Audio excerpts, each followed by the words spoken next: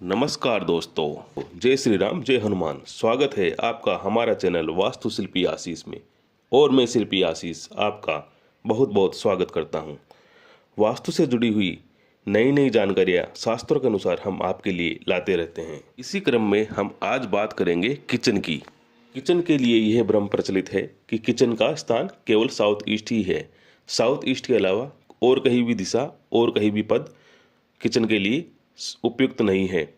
आज इसी भ्रम को मिटाने का हम पूरा प्रयास करेंगे। अगर हम वास्तु के अनुसार सभी दिशाओं का समन्वय बिठाकर घर का निर्माण करते हैं तो वह हमें एक बेहतर जीवन यापन करने की राह बनाता है। में आज हम बात करेंगे किचन की स्थिति को लेकर। हम सभी प्रमुख वास्तु ग्रंथों के अनुसार आपको बताएंगे किस प्रकार शास्त्रों के अनुसार किचन यानी कि रसोई घर का स्थान बताया गया है। सबसे पहले हम बात करेंगे प्रमुख वास्तु ग्रंथ विश्वकर्मा प्रकाश की। इसके लिए विश्वकर्मा प्रकाश के दूसरे अध्याय के 14वें श्लोक में बताया गया है, जिसका श्लोक इस प्रकार से है। वह इसका अर्थ हुआ कि ग्रह के मध्य से ईशान कोण में पूजा घर बनाना चाहिए, पूर्व दिशा में स्नान घर बनाना चाहिए, अग्निकोण यानी कि साउथ ईस्ट में, जो कि साउथ और ईस्ट का कॉर्नर बनता है, वहां पर रसोई घर के लिए स्थान बताया गया है। अर्थात विश्वकर्मा प्रकाश ग्रंथ के अनुसार आग्नेय कोण में किचन का बनाना उचित बताया गया है। अगर हम आग्नेय कोण की स्थिति को समझने का प्रयास करें तो वह इस विन्यास द्वारा हम इसको आसानी से समझ सकते हैं कि ये हमारी पूर्व दिशा हुई और इसके अलावा ये हमारी दक्षिण दिशा हुई।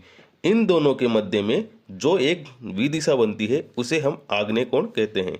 इस तरह हमने जाना और समझा कि किस प्रकार से आग्नेय कोण को विश्वकर्मा प्रकाश के अनुसार किचन के लिए उपयुक्त बताया गया है। सकता है आज का वीडियो थोड़ा सा लंबा हो जाए, लेकिन आज हम आपको किचन से जुड़ी हुई सारी भ्रांति खत्म करने की पूरा प्रयास करेंगे, जो भी शास्त्रों के अनुसार, जिससे आपके विचार में आ रही भ्रांति दिमाग से दूर हो सके और आप एक चिंता मुक्त जीवन यापन कर सके। यह बातें मैं इसलिए बोल रहा हूं कि कभी कभी जीवन में यह संभव नहीं हो पाता कि जिस स्थान पर एक बार जिस कमरे या अन्य सुविधाओं का निर्माण हो जाता है वहां से उस निर्माण को हटाना संभव नहीं हो पाता, और हमारे जीवन में यह भ्रांति बनी रहती है कि हमारा किचन की स्थिति सही दिशा में नहीं है। लेकिन आगे मैं आपको बताऊंगा कि साउथ ईस्ट के अलावा भी शास्त्रों के अनुसार किचन की स्थिति को बताया गया है। विश्वकर्मा प्रकाश की हमने बात कर ली है। आगे हम बात करेंगे राजवल्लभ वास्तुशास्त्र की। इस शास्त्र के 5वें अध्याय के 46वें श्लोक में किचन की स्थिति के बारे में बताया गया है। इसके अनुसार विवस्वत के स्थान पर अध्ययनशाला बनाने चाहिए, सविता के स्थान पर वाद्य यंत्रशाला, पुष्प के स्थान पर भोजनशाला तथा अग्निकोण में महानस यानी कि रसोई घर बनानी चाहिए। विश्वकर्मा प्रकाश और राजवल्लभ वास्तुशास्त्र के अनुसार हमने समझा कि किचन की स्थिति को साउथ ईस्ट में बताया गया है। आगे हम बात करेंगे मनुष्यालय चंद्रिका की। वास्तु ग्रंथ के 7वें अध्याय के 35वें श्लोक में बताया गया है कि भवन में रसोई को पर्जन्य, अग्नि या वायु अथवा अगर राशि अनुसार दिशा देखे तो मेष व वृषभ राशि में बनाया जाना चाहिए। सभी स्थितियों को समझने के लिए पद विन्यास आपको समझना बहुत जरूरी है। वास्तु पद विन्यास में पर्जन्य, अग्नि व वायु का स्थान कहाँ आता है, वह दिशा के अनुसार राशियों का स्थान कहाँ आता है, जिसको आपको आसानी से समझने के लिए इस विन्यास को समझने का प्रयत्न करना पड़ेगा। पर्जन्य के स्थान को अगर हम समझने का प्रयास करें तो वह आता है नॉर्थ ईस्ट की तरफ। अगर हम पूर्व दिशा के 9 बराबर भागों में बांटते हैं तो उत्तर से जो दूसरा भाग आता है, दूसरा पद आता है, वह पर्जन्य का पद होगा। इसी तरह हम अग्नि का स्थान देखेंगे तो वह आता है साउथ और ईस्ट के मध्य।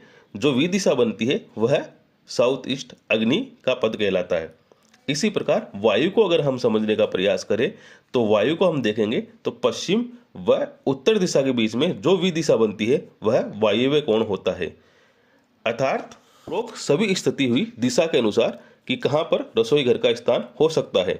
इसी प्रकार ग्रंथ में बताया गया है रसोई घर को मेष व वृषभ राशि में बनाया जाना चाहिए। मेष व वृषभ राशि में जो पद कवर होंगे वह होंगे जयंत, महेंद्र, आदित्य व सत्य।